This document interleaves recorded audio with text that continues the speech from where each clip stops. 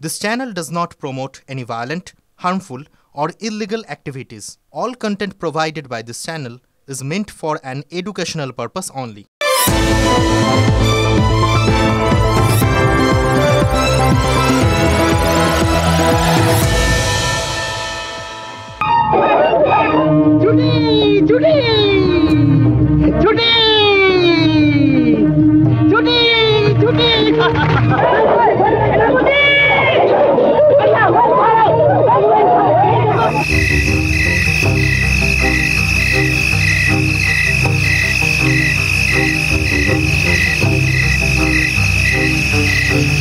বিজ্ঞানীরা সেই কবে প্রমাণ করে দিয়েছেন যে সিইং ইজ নট বিলিভিং।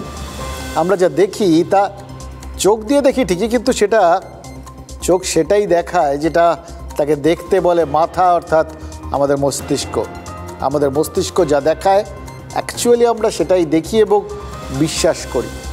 2022 সালের জুলাই মাস, আমাদের প্রত্যেকের চোখ কি দেখেছিল একবার ভেবে দেখুন।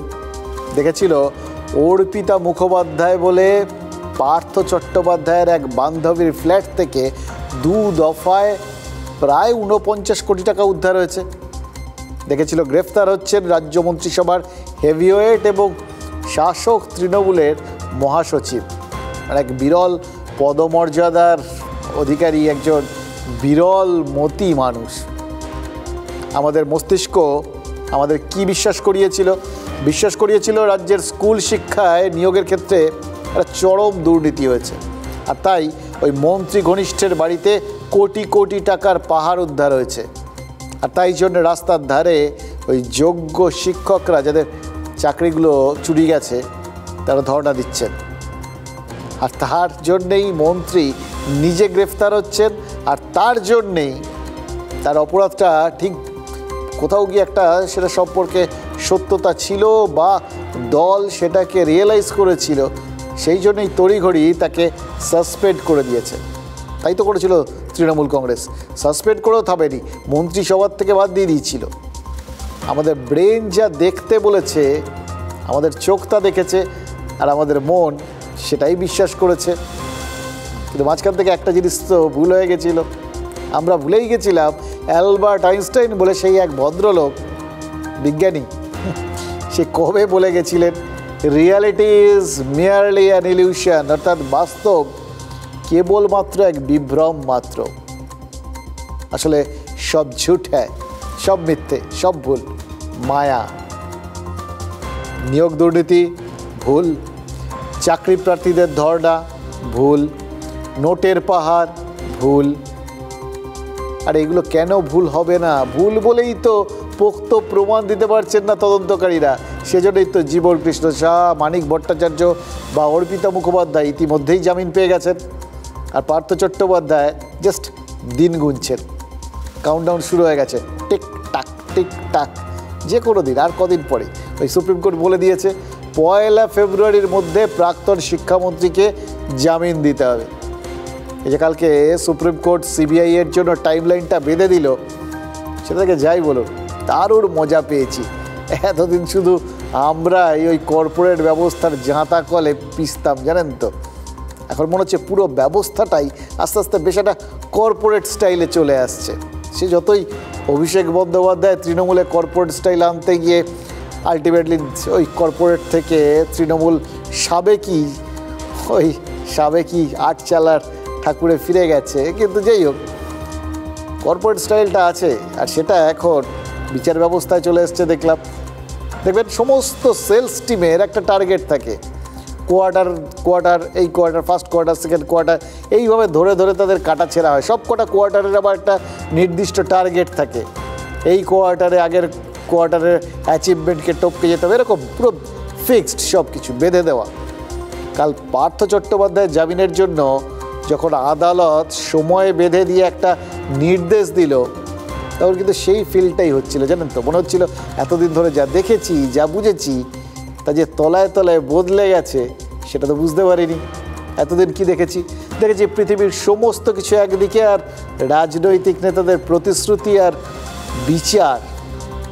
বিচার ব্যবস্থাটা আরেকদিকে। কোর্ট কাছারিতে তারিখ পে তারিখ চলবে, আর নেতারা তারা প্রতিশ্রুতি দিয়ে যথারীতি ভুলে যাবেন, এটাই দস্তুর। এবার কি দেখলাম বিচার ব্যবস্থা টাইম বেঁধে দিচ্ছে। এতে বিচার কবে শেষ হবে যদিও সেটা বলা যাবে না, কিন্তু জামিনের টাইম মানে একটা বিচার কবে শেষ হবে সেটা তো বোঝা গেল। জামিনের দিনটা সেটা তো নির্দেশ দিয়েছিল 1 ফেব্রুয়ারির মধ্যে, একদম বেঁধে দেওয়া হয়ে গেল, টার্গেট ফিক্সড, সেলসের মতো। এবার তদন্তকারীদের কি বলা হলো, ওই তাদের জন্য একটা টার্গেট বেঁধে দেওয়া হলো, যা করার অমুক তারিখের মধ্যে কমপ্লিট করতে হবে। এটা কিন্তু খুব ইন্টারেস্টিং, জানেন তো, বেশ একটা নতুন ধাঁচ। আচ্ছা, এইভাবে রাজনৈতিক নেতাদের জন্য একটা ফিক্সড টাইম লাইন দেওয়া যায় না, মানে বলা যায় না এই যে এই কাজটা রাস্তা সারাই অমুক তারিখের মধ্যে শেষ করতে হবে। এই যে ভোটের আগে আপনি এই প্রতিশ্রুতি দিয়েছিলেন কলে জল আসবে বা সবাই ঠিকঠাক খেতে পড়তে পাবে, রেশনে ঠিকঠাক চাল দেওয়া হবে, এই যে বিষয়গুলো এগুলো অমুক তারিখের মধ্যে সব ঠিক করতে হবে, একদম ফিক্সড। কি ভালোই যে হতো তখন। অবশ্য বিড়ালের গলায় ঘন্টাটা কে আর কবে বাঁধতে পেরেছে বলুন, এগুলো সব দুঃখের কথা, বাদ দিন। কিন্তু এই যে এইভাবে একের পর এক দুর্নীতির তদন্তে অভিযুক্তরা জামিন পেয়ে যাচ্ছেন, তারা তো জামিন পেয়ে গেলেন, কিন্তু জ্যোতিপ্রিয় মল্লিকের কি হবে বলুন তো? তার জন্য খারাপ লাগছে, জানেন তো, মনে হচ্ছে সবাই যখন জামিন পেয়ে যাচ্ছেন, সবই যখন মিথ্যে, সবই যখন ভুল, সবই যখন মায়া, তো জ্যোতিপ্রিয় মল্লিকই বা কী দোষ করলেন? কিছুই যখন হয়নি তখন রেশন দুর্নীতি বলেও নিশ্চয়ই কিছু হয়নি। যা অভিযোগ উঠেছে, আমাদের চোখ যা দেখেছে, আমাদের মস্তিষ্ক যা বুঝিয়েছে, সবই যদি ভুল বলে ধরে নিতে হয়, তাহলে জ্যোতিপ্রিয় মল্লিক শুধু কেন এইভাবে জেলে পড়ে থাকবেন? দুর্নীতি তৃণমূলের কাছে অঙ্গের ভূষণ।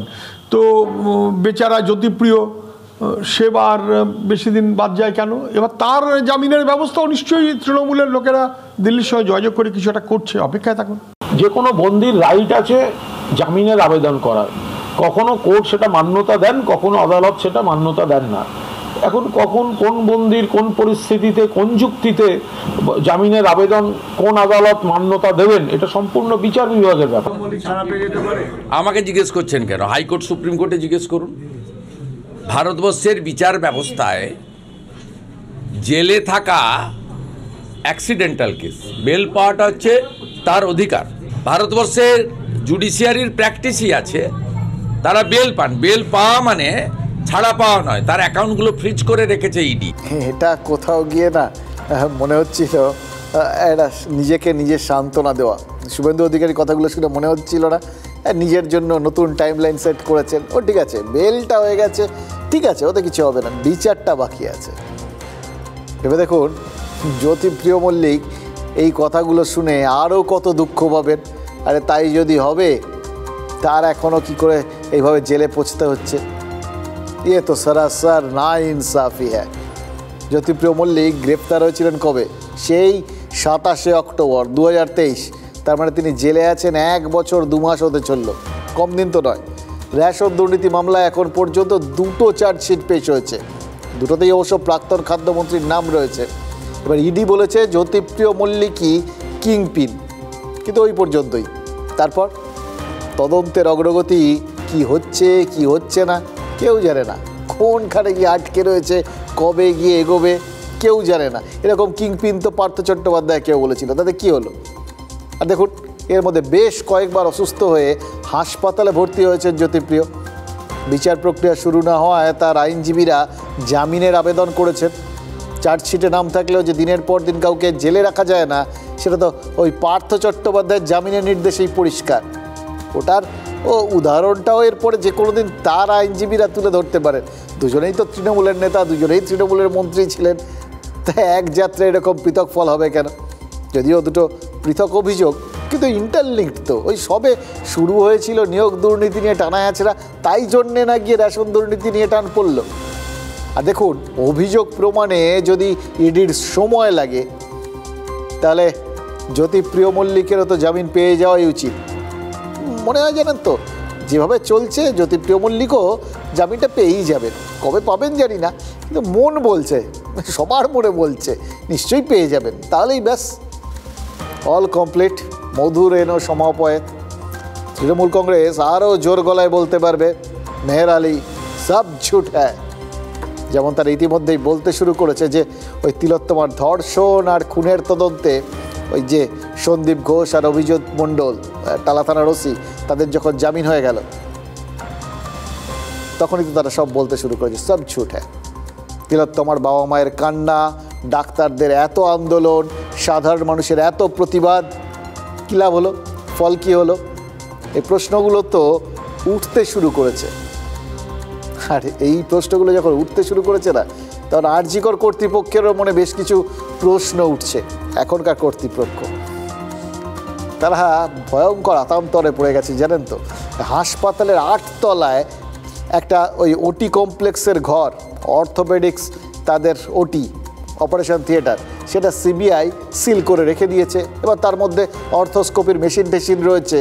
সেই সেপ্টেম্বর মাস থেকে ঘরটা বন্ধ রয়েছে, কোনোভাবে ব্যবহার করা যাচ্ছে না, অর্থোস্কোপি করা যাচ্ছে না, যারা চিকিৎসা করাতে আসছেন তারা পরিষেবা পাচ্ছেন না। মহা মুশকিলে পড়ে গেছে আরজিকর কর্তৃপক্ষ। এবার কেন এই ঘরটাকে এইভাবে বন্ধ করে রাখা হয়েছে? এই ঘরে কি তিলোত্তমার ধর্ষণ আর খুনের কোনো প্রমাণ আছে যেটা এখন অবধি খুঁজে পায়নি সিবিআই, যার জন্য ওই তারা ওখানে কিছু প্রমাণ, চার্জশিট কিচ্ছু জবাব দিতে পারেনি? দেখুন, তিলোত্তমার ধর্ষণ আর খুন সেটা তো ওই 8 তলায় হয়েছিল বলে শোনা যায়নি, রাজ্য পুলিশ বলেনি। রাজ্য পুলিশ যা বলে সেটাই তো শেষ কথা। তো যাই হোক, সিবিআইও বলেনি। তিলোত্তমার ধর্ষণ আর খুন সেটা তো হয়েছিল হাসপাতালের এমার্জেন্সি বিল্ডিংয়ের 4 তলায়, তাহলে এটা তো 8 তলায় ওটি কমপ্লেক্সের ঘর, বন্ধ কেন?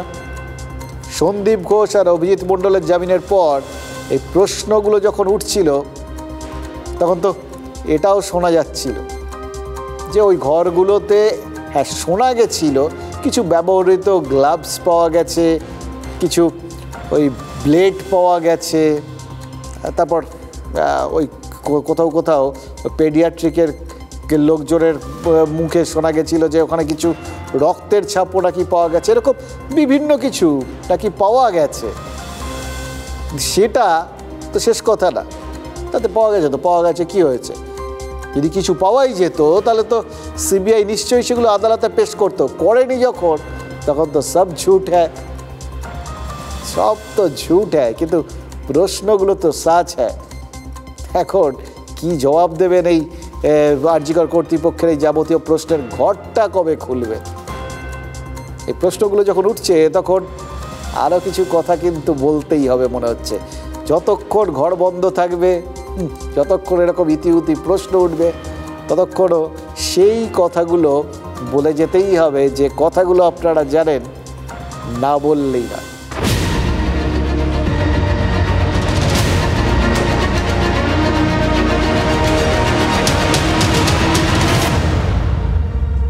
কি কাণ্ড বলুন! গ্রেফতারির 90 দিন পরেও চার্জশিট পেশ না করতে পারায় আরজিকরের ওই প্রাক্তন অধ্যক্ষ সন্দীপ ঘোষ আর টালা থানার প্রাক্তন ওসিকে জামিনের নির্দেশ দিয়ে দিয়েছে আদালত। নেহাত ওই আর্থিক দুর্নীতির একটা আলাদা মামলা চলছে, নাহলে কালকেই ওই অভিজিৎ মণ্ডলের মতো সন্দীপ ঘোষও জেল থেকে ছাড়া পেয়ে যেতেন। এতদিন বেরোননি মানে বা গতকাল বেরোননি মানে কোনো দিনই বেরোতে পারবেন না এমন তো নয়। আসল তো তথ্য প্রমাণ, আর আর্থিক দুর্নীতি মামলাতেও তো চার্জশিট পেশে দেরি হতে পারে, অথবা তথ্য প্রমাণ দাখিলও না হতে পারে। তো সেটা যদি না পারে তাহলে কি সিবিআই সন্দীপ ঘোষকে আর বেশি দিন আটকে রাখতে পারবে? নিশ্চয়ই পারবে না। আজ না হোক কাল তিনি ওই মামলাতেও জামিন পাবেনই।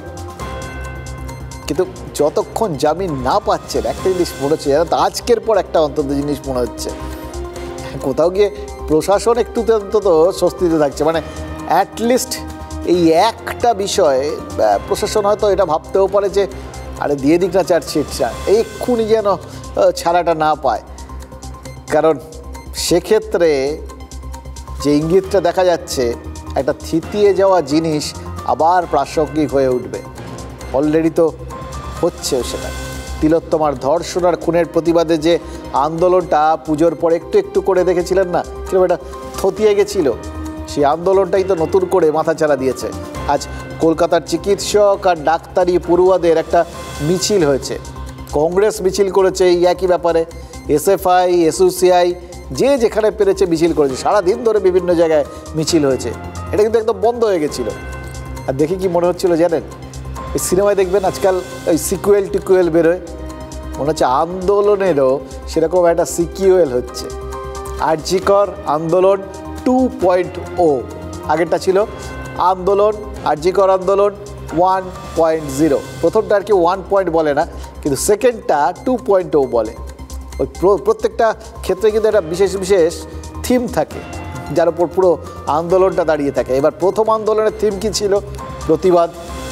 সামাজিক যা যা ঘটনা এতদিন পর্যন্ত ঘটেছে, যত রকম অন্যায় হয়েছে, যত অন্যায়ের জন্য প্রতিবাদটা সাধারণ মানুষ করে উঠতে পারেননি, এই একটা ঘটনাকে কেন্দ্র করে যাবতীয় কিছুর প্রতিবাদটা ঝরে পড়েছে। অতীতের সমস্ত অন্যায়ের সঙ্গে তিলোত্তমার ঘটনাটাকে এক করে সাধারণ মানুষ প্রতিবাদ করতে নেমেছিল। আর মানুষ যখন প্রতিবাদ করে তখন তার মধ্যে কিন্তু একটা জিনিস থাকে, জানেন তো, প্রতিবাদ মানেই হচ্ছে আশা। মানুষ তখনই প্রতিবাদ করে যখন সেই অন্যায়ের কোনো একটা অন্যায়ের প্রতিবাদ করে, তো যখন তারা মনে করে সেই অন্যায়টার বিহিত হওয়ার একটা সম্ভাবনা রয়েছে। এই মনে করাটাই হচ্ছে আশা। কোথাও গিয়ে মানুষ বিশ্বাস করে জাস্টিস পাওয়া যাবে, সুবিচার পাওয়া যাবে। কোথাও গিয়ে যদি চাপটা ঠিকভাবে দেওয়া যায় তাহলে সঠিক বিচার হবে।